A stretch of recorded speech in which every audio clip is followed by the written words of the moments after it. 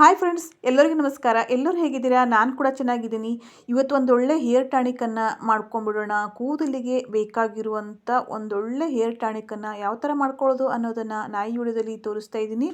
ಇವಾಗಂತೂ ಕೂದಲು ಉದುರೋ ಸಮಸ್ಯೆಯನ್ನು ಸುಮಾರು ಜನರು ಅನುಭವಿಸ್ತಾ ಇದ್ದಾರೆ ಅಂತಲೇ ಹೇಳ್ಬೋದು. ಏಕೆಂದರೆ ಕೂದಲು ತುಂಬಾ ಉದುರ್ತಾ ಇದೆ ಅನ್ನೋ ಸಮಸ್ಯೆಯನ್ನು ತುಂಬ ಜನರು ಅನುಭವಿಸ್ತಾ ಇದ್ದಾರೆ. ನಾನು ತೋರಿಸ್ತಾ ಇರೋ ಈ ಹೇರ್ ರೆಮಿಡಿಯನ್ನು ಯಾವತ್ತೂ ನೀವು ಮಿಸ್ ಮಾಡ್ಕೊಳ್ಳೋಕ್ಕೆ ಹೋಗಬೇಡಿ.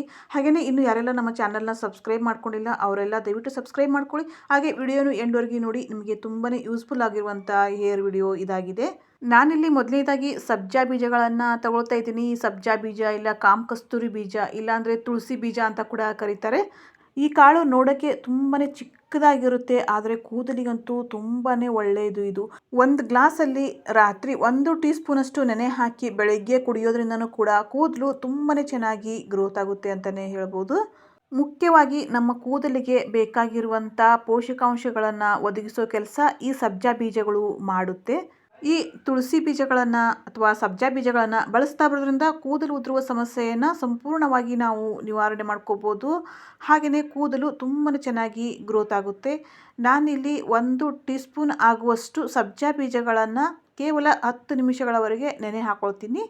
ಈ ಸಬ್ಜಾ ಬೀಜಗಳು ನಮ್ಮ ಕೂದಲಿಗೆ ಬೇಕಾಗಿರುವಂಥ ಪ್ರೋಟೀನ್ ಇರ್ಬೋದು, ಹಾಗೆಯೇ ಕಬ್ಬಿಣ ಹಾಗೆ ಅಗತ್ಯವಾಗಿರುವಂಥ ಪೋಷಕಾಂಶಗಳನ್ನು ನಮ್ಮ ಕೂದಲಿಗೆ ಒದಗಿಸುತ್ತೆ.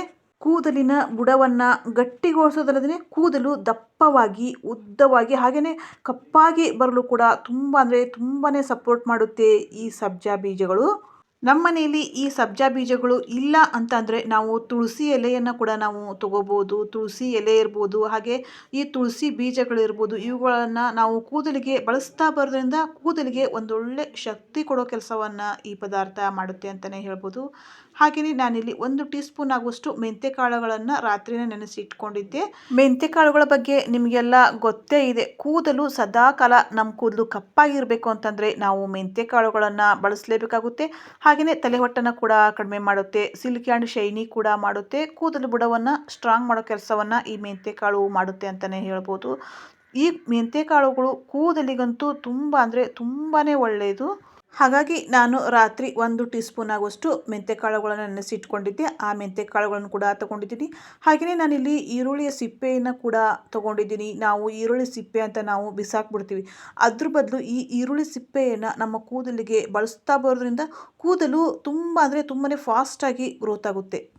ತುಂಬಾ ಬೇಗವಾಗಿ ಬೆಳಿಬೇಕು ಅಂತಂದರೆ ನಾವು ಈ ಈರುಳ್ಳಿಯ ಸಿಪ್ಪೆಯನ್ನು ಬಳಸಲೇಬೇಕಾಗುತ್ತೆ. ತುಂಬಾ ಒಳ್ಳೆಯದು ಇದು ನಮ್ಮ ಕೂದಲಿಗೆ. ಈ ಈರುಳ್ಳಿಯ ಸಿಪ್ಪೆ ಕೆರಾಟಿನ್ ಉತ್ಪಾದನೆಯನ್ನು ಹೆಚ್ಚಿಸೋದಲ್ಲದೆ ಕೂದಲು ಉದುರುವ ಸಮಸ್ಯೆಯನ್ನು ಸಂಪೂರ್ಣವಾಗಿ ನಿವಾರಣೆ ಮಾಡುತ್ತೆ. ಈ ಈರುಳ್ಳಿಯ ಸಿಪ್ಪೆಯನ್ನು ಪದೇ ನಾವು ಬಳಸ್ತಾ ಬರೋದ್ರಿಂದ ಬೋಳು ತಲೆಯಲ್ಲೂ ಕೂಡ ಕೂದಲು ಬರೋಕ್ಕೆ ಸ್ಟಾರ್ಟ್ ಆಗುತ್ತೆ ಅಂತಲೇ ಹೇಳ್ಬೋದು. ಏಕೆಂದರೆ ಅಷ್ಟೊಂದು ಅಂಶಗಳಿಂದ ಸಮೃದ್ಧವಾಗಿರುವ ಈ ಈರುಳ್ಳಿಯ ಸಿಪ್ಪೆಯನ್ನು ನಮ್ಮ ಕೂದಲಿಗೆ ಬಳಸ್ತಾ ಬರೋದ್ರಿಂದ ಎಂಥವ್ರಿಗೂ ಕೂಡ ಕೂದಲು ಬರುತ್ತೆ ಅಂತಲೇ ಹೇಳ್ಬೋದು. ಈ 3 ಪದಾರ್ಥಗಳು ಕೂಡ ತುಂಬಾ ಪವರ್ಫುಲ್ ಆಗಿರುವಂಥವು. ಇವು ನಮ್ಮ ಕೂದಲಿಗೆ ಆಗುವಂಥ ಹಾನಿಯನ್ನು ತಪ್ಪಿಸೋದಲ್ಲದೆ ಕೂದಲು ತುಂಬ ಚೆನ್ನಾಗಿ ಗ್ರೋತ್ ಮಾಡೋಕ್ಕೆ ಅವಕಾಶ ಮಾಡಿಕೊಡುತ್ತೆ ಅಂತಲೇ ಹೇಳ್ಬೋದು. ನಾನಿಲ್ಲಿ ನೆನೆಸಿಟ್ಟಿರುವಂಥ ಸಬ್ಜಾ ಬೀಜಗಳನ್ನು ಹಾಗೆ ನೆನೆಸಿಟ್ಟಿರುವಂಥ ಮೆಂತ್ಯ ಕಾಳುಗಳನ್ನು ತೊಗೊಂಡಿದ್ದೀನಿ. ಹಾಗೆಯೇ ಸ್ವಲ್ಪ ಪ್ರಮಾಣದಲ್ಲಿ ಈರುಳ್ಳಿಯ ಸಿಪ್ಪೆಯನ್ನು ಕೂಡ ತೊಗೊಂಡಿದ್ದೀನಿ. 1 ಬೌಲ್ನಷ್ಟು ನೀರನ್ನು ಕೂಡ ಇದಕ್ಕೆ ಆ್ಯಡ್ ಮಾಡಿದ್ದೀನಿ. ಹೀಗೆ ಈ 3 ಪದಾರ್ಥಗಳನ್ನು ಕೂಡ ಆ್ಯಡ್ ಮಾಡಿಕೊಂಡು ಸುಮಾರು 7 ರಿಂದ 8 ನಿಮಿಷ ಮೀಡಿಯಮ್ ಫ್ಲೇಮಲ್ಲಿ ಕುದಿಸ್ಕೊಳ್ಳೋಣ. ಹೀಗೆ ಕುದಿಸ್ಕೊಳ್ಳೋದ್ರಿಂದ ಇದರಲ್ಲಿರೋ ಅಂಶ ಎಲ್ಲ ನೀರಲ್ಲಿ ಬಿಟ್ಕೊಳ್ಳುತ್ತೆ. ಈ ನೀರೇ ನಮಗೆ ಪವರ್ಫುಲ್ಲಾಗಿ ಕೆಲಸ ಮಾಡೋದು. ಇದು ಒಂದು ಒಳ್ಳೆ ಹೇರ್ ಟಾನಿಕ್ ಆಗಿ ಕೂಡ ಕೆಲಸ ಮಾಡುತ್ತೆ. ಹೀಗೆ ಬಿಸಿಯಾಗಿರೋ ಪದಾರ್ಥವನ್ನು ಒಂದು 10 ನಿಮಿಷ ಬಿಟ್ಟರೆ ಸಾಕು, ತಣ್ಣಗಾಗಿಬಿಡುತ್ತೆ. ಹಾಗೆ ತಣ್ಣಗಾದ ನಂತರ ಇದನ್ನು ಒಂದು ಬೌಲ್ಗೆ ನಾವು ಶೋಧಿಸ್ಕೊಳ್ಳೋಣ. ನೋಡಿ ಫ್ರೆಂಡ್ಸ್, ಈ ಪದಾರ್ಥವನ್ನು ನಾವು ರೆಡಿ ಮಾಡ್ಕೊಳ್ಳೋಕ್ಕೆ 0 ಪೈಸಾ ಕೂಡ ಖರ್ಚಿಲ್ಲ. ಆದರೆ ರಿಸಲ್ಟ್ ಮಾತ್ರ 100% ಸಿಗುವಂಥ ಹೇರ್ ರೆಮಿಡಿ ಇದಾಗಿದೆ ಅಂತಲೇ ಹೇಳ್ಬೋದು. ತುಂಬಾ ಪವರ್ಫುಲ್ಲಾಗಿ ಕೆಲಸ ಮಾಡುತ್ತೆ. ಸುಮಾರು ಜನರಿಗೆ ಕೂದಲು ಉದುರಿರುತ್ತೆ, ಆದರೆ ಉದುರಿರೋ ಜಾಗದಲ್ಲಿ ಕೂದಲು ಬರ್ತಾನೆ ಇರಲ್ಲ. ಅಂಥವ್ರಿಗೂ ಕೂಡ ಕೂದಲು ಬರಬೇಕು ಅಂತ ಅಂದರೆ ನಾವು ಈ ಥರನೇ ನಾವು ಮಾಡಿಕೊಂಡು ನಮ್ಮ ಕೂದಲಿಗೆ ನಾವು ಸ್ಪ್ರೇ ಕೂಡ ನಾವು ಮಾಡ್ಕೋಬೋದು. ಇಲ್ಲ ಅಂದರೆ ಕೂದಲಿನ ಬುಡಭಾಗದಿಂದ ತುದಿಯವರೆಗೂ ಕೂಡ ನಾವು ಕಾಟನ್ ಸಹಾಯದಿಂದ ನಾವು ಹಚ್ಕೋಬೋದು. ಇಲ್ಲಾಂದರೆ ಸ್ಪ್ರೇ ಮಾಡಿಕೊಂಡ್ರೆ ಸಾಕಾಗುತ್ತೆ. ಸ್ಪ್ರೇ ಮಾಡಿಕೊಂಡು ಸುಮಾರು 10 ರಿಂದ 15 ನಿಮಿಷ ಬಿಟ್ಟು ನಾವು ಹೇರ್ ವಾಶ್ ಮಾಡ್ಕೋತಾ ಬರೋದ್ರಿಂದನೂ ಕೂಡ ತುಂಬಾ ಚೆನ್ನಾಗಿ ಕೂದಲಿಗೆ ರಿಸಲ್ಟ್ ಸಿಗುತ್ತೆ ಅಂತಲೇ ಹೇಳ್ಬೋದು. ಎಷ್ಟೇ ಕೂದಲು ಉದುರಿ ತೆಳ್ಳಗಾಗಿದ್ರೂ ಪರವಾಗಿಲ್ಲ, ಇದನ್ನು ಬಳಸ್ತಾ ಬರೋದ್ರಿಂದ ಕೂದಲು ತುಂಬ ತುಂಬ ಚೆನ್ನಾಗಿ ಗ್ರೋತ್ ಆಗುತ್ತೆ.